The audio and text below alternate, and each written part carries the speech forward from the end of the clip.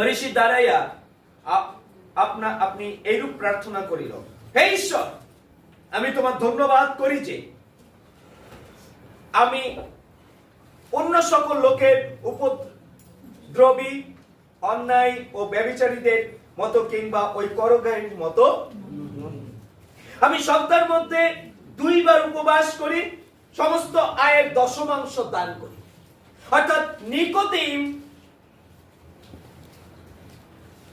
ধার্মিক ছিল। যিশুর কাছে সে এসেছে, সে ধনী ছিল, সম্মানীয় ছিল, বাইবেল সাক্ষ্য দিচ্ছে সে ধার্মিক ছিল। আরেকটা বিষয় তার মধ্যে দেখতে পাই, সে চঞ্চল হয়ে উঠেছিল। এগুলো চঞ্চল, অস্থির, তাড়াতাড়ি, এক্ষুনি। কি করে আমরা জানতে পারি?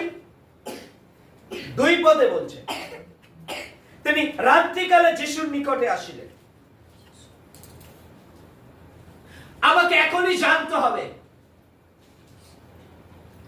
স্বর্গরাজ্যের অধিকারীর জন্য,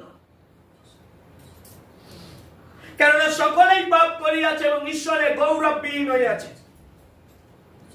নিকোদিম কিছু একটা মিস করছিল।